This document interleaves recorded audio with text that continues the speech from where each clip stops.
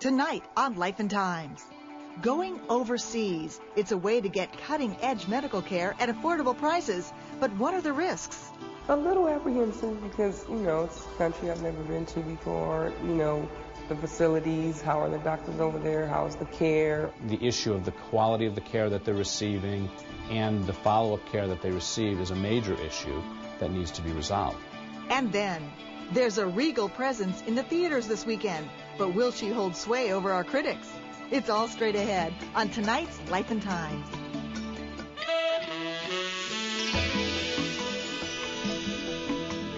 Life and Times is made possible through the generous support of the L.K. Whittier Foundation, dedicated to improving the quality of life by supporting innovative endeavors in the fields of medicine, health, science, and education. And by a generous grant from Jim and Ann Rothenberg.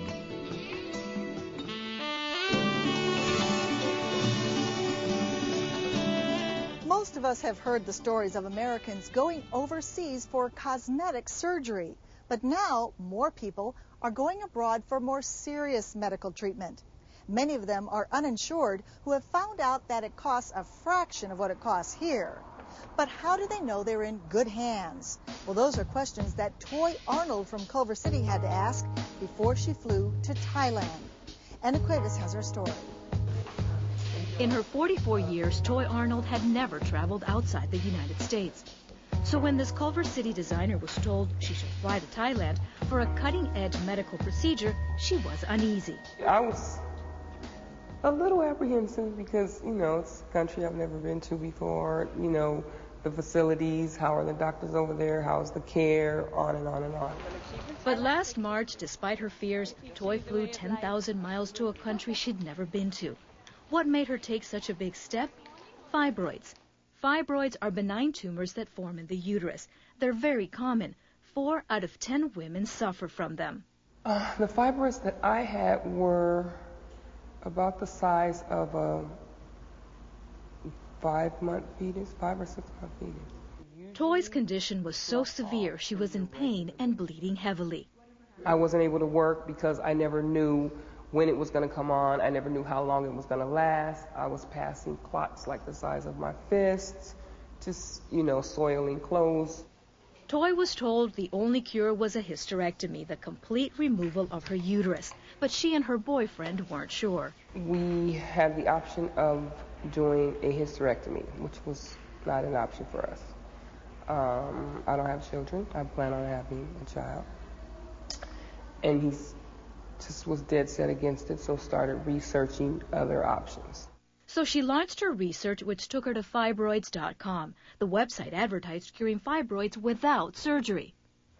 You got, there's a fibroid right there. Dr. Bruce McLucas is an OBGYN at UCLA. He's developed a new procedure called fibroid embolization. He enters the groin through a catheter. He then blocks the blood supply to the fibroids. As they get less blood, the fibroids get smaller. We put in little grains of sand, and like little grains of sand, until we block the blood vessels. And over a course of 6 months, the fibroids shrink 50%. They never come back. I didn't have to be concerned about losing my uterus, my ovaries, anything that would prevent me from having a child. I was like, this sounds great, this is it. But under Toy's insurance, it was a hysterectomy or nothing. To get this new procedure, she would have to pay out of her own pocket. Not giving up, Toy went to see Dr. McLucas. I shared with him what was going on with me, and he I don't know, he felt what I was going through, and he says, Toy, I have a suggestion. I don't know if you're game for it, but I'm going to give you a suggestion. You can talk it over and find out if this is what you'd like to do. His recommendation, travel to Thailand to have the procedure done there. It would all be handled through a joint venture called Meds Global Healthcare. Here's the simulation of the same. The organization was started by Dr. Rome Judaba, who works with Dr. McLucas. In 1999, Judaba started the company as an option for patients who were looking for less expensive care overseas. I saw that there were a lot of patients here in the U.S. who couldn't afford the health care. Many of them had to declare bankruptcy and then be treated in the county system.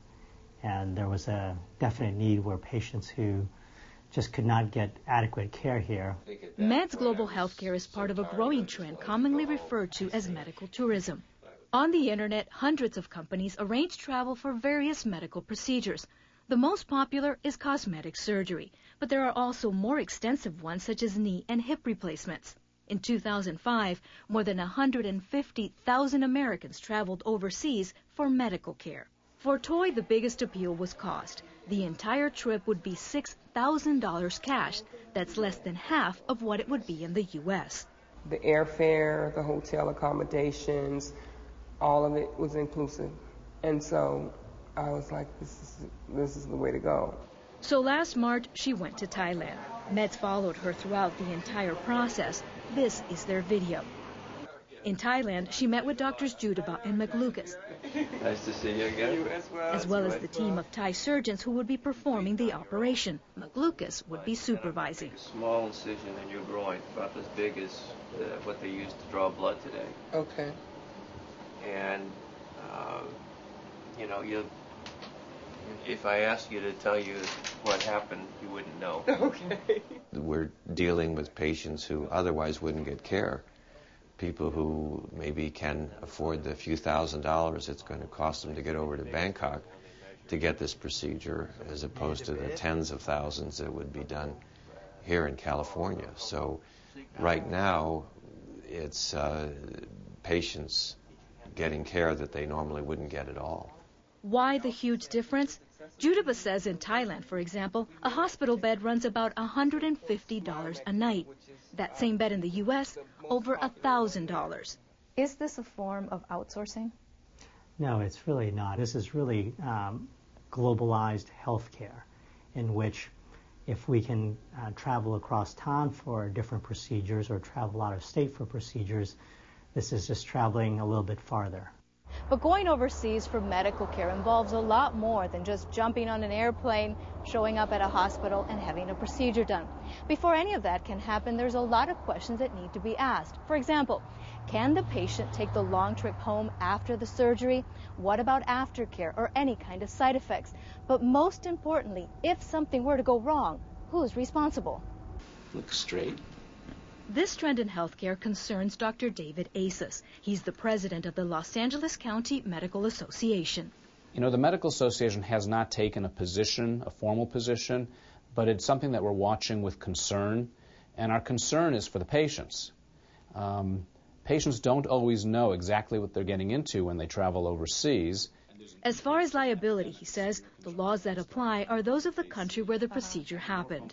There may not be an ability to obtain any kind of financial award if they're injured or hurt, and there is not necessarily the capacity to take care of these people if something untoward occurs in a foreign country. There is a form of certification. Foreign hospitals must be accredited by the Joint Commission International. That's a U.S. organization that visits and certifies each facility. Also, in the case of meds, the Thai doctors are all trained by U.S. physicians. I'm still teaching, which is another wonderful thing that I get to do. In Bangkok, I get to supervise and teach radiologists how to do this new procedure, and I mean, they're very good. And then if you want to place an order, It's now more than 6 months since her trip, and Toy's fibroids are shrinking. She's now working on her design business and planning for a child. One good thing about what I went through is that there's an alternative. A lot of women would feel like, well, I would love to have that procedure, but I don't have any choice. I have to have a hysterectomy. I have to have a myomectomy because I don't have insurance. No, you don't. No, you don't. There is an alternative, and this is it. It's an alternative that she believes more people like her will choose. People who are caught off guard by the rising cost of health care in the U.S. I'm Ana Cuevas for Life and Times. So what do you think of Americans getting medical treatment overseas? You can post your comments and opinions on our blog. Just go to kct.org/lifeandtimes/blog.